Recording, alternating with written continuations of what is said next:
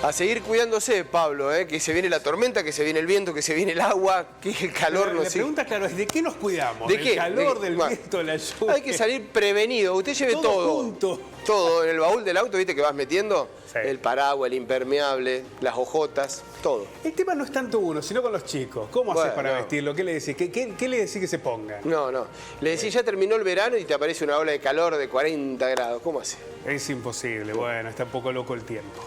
Si fuese solo el tiempo, estaríamos mucho mejor. Pero las finanzas también. Sí, las finanzas también nos vuelven locos. Lo cierto es que la Argentina no tiene acceso al crédito internacional, el crédito en dólares, el endeudamiento que se generó fundamentalmente a partir del crédito tomado con el Fondo Monetario Internacional, esos 45.000 millones de dólares, dejaron un cerco que hoy limita muchísimo al país. Y la manera que tiene de financiarse el gobierno es a través fundamentalmente de pesos.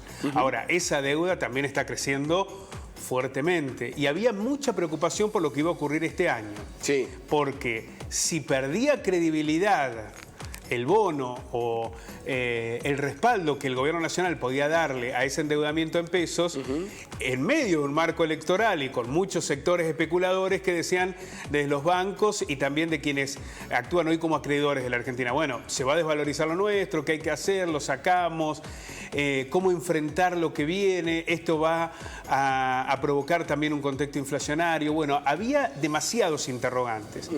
¿Qué hizo Massa ante esta situación? Además, la Argentina tenía que pagar, digamos. Cuando uno dice la Argentina, el gobierno, todo, cada uno de nosotros, no es que solamente el gobierno paga, sino el Estado, debían enfrentar también una cancelación en pesos muy importante. Sí.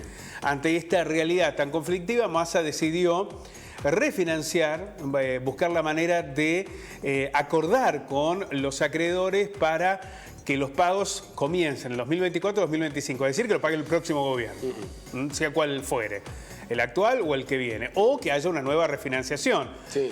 A veces nos asustamos mucho y decimos, bueno, lo paga el que viene. En realidad, las refinanciaciones son esquemas permanentes en los sistemas financieros, sobre todo cuando está el Estado de por medio. Pensemos, a ver, cuando Macri pidió los 45.000 millones de dólares del Fondo Monetario Internacional era para pagar en 2 años. Era imposible que la Argentina pudiera conseguir 45.000 millones de dólares para pagar en 2 años. Era evidente que en algún punto se pensaba en esa refinanciación. Lo que pasa es que cuando vos refinanciás en dólares y con el fondo como cepo, tenés ahí un montón de inconvenientes. Primero porque tenés que conseguir los dólares, que a la Argentina le cuesta muchísimo poder hacerlo. Y por el otro lado, porque el fondo no solamente te presta, sino te fija políticas. Entonces te interviene en las decisiones económicas. Cuando vos ese endeudamiento lo generás en pesos, no es que no lo tenés que pagar, claro que lo tenés que pagar, pero las condiciones son otras. Igualmente ha crecido mucho el endeudamiento del Estado Nacional de la Argentina. Pero vamos a ver en detalle de qué se trata esta refinanciación que busca acordar el ministro de Economía, Sergio Massa, el canje de deuda. Economía busca canjear unos 7 billones en deuda local por títulos con vencimiento en el 2024 y el 2025. Se trata de 2 canastas de bonos, una que incluye exclusivamente títulos ajustados por inflación, otra que tiene una combinación, hay un 70% ajustados por el SER y otro 30% de bonos duales que se ajustan por inflación o por el tipo de cambio, por el dólar, por ejemplo.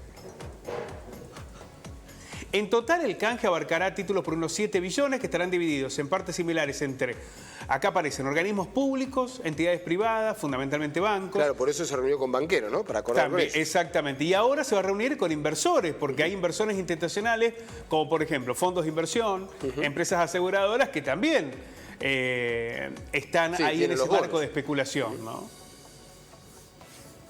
El objetivo del gobierno es que el canje permita aminorar los riesgos que representan las torres de vencimiento. Sobre todo, abril, mayo y junio, por más de 2 billones de pesos en cada mes. Muchísimo dinero. De esto hablaba el documento de la oposición. ¿Te acordás, Pablo? Cuando decía que iba a explotar una bomba, digamos, económica, financiera, hablaba de esto. Efectivamente. Por eso decimos, el gobierno se quedó sin acceso internacional al crédito.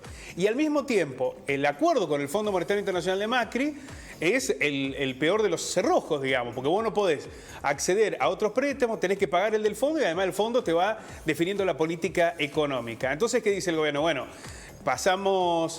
tenemos que enfrentar toda esta realidad del fondo. No están entrando dólares porque además tenemos una sequía, está la guerra, venimos de una pandemia, bueno, hay que endeudarse en pesos. Bueno, el costo también está allí, ¿no? Sí, claro. Es altísimo. Si bien la idea es que adhieran la mayor proporción de títulos posibles de economía, descuentan que no se va a alcanzar una adhesión del 100%, estiman que sería exitosa si logran la mitad. Considerar que buena parte del sector público y por lo menos la mitad de los bancos terminen adhiriendo a este canje de deuda. El gobierno además trabaja en una reapertura de la operación que se hizo en diciembre del año pasado, al que ingresaron casi 3 billones de pesos para que se incorporen parte de los títulos que vencen en marzo por cerca de 800.000 millones de pesos.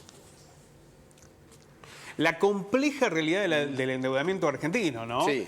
Un endeudamiento que nos condicionó muchísimo. Hoy la Argentina es el principal deudor del Fondo Monetario Internacional, pero al mismo tiempo condiciones económicas muy adversas, pandemia, guerra en Ucrania que elevó los costos energéticos, lo que se está incorporando ahora con la sequía, las condiciones que impone el propio Fondo Monetario Internacional provocan que la Argentina todavía no tenga ese superávit fiscal. No vivimos en superávit. Tenemos que seguir buscando recursos para reducir el superávit, que eso es ajuste. Si la decisión esa se toma, es la del ajuste, pero también ver la manera de financiar lo que viene. Bueno, esa deuda de la que hablamos no es del Frente de Todos ni del macrismo, es la deuda de todos, sí, ¿no? La que tenemos que pagar y que genera enormes costes sociales, sobre todo para los sectores medios y bajos. Gracias, Pablo. A ustedes. Nos vemos mañana. Dale.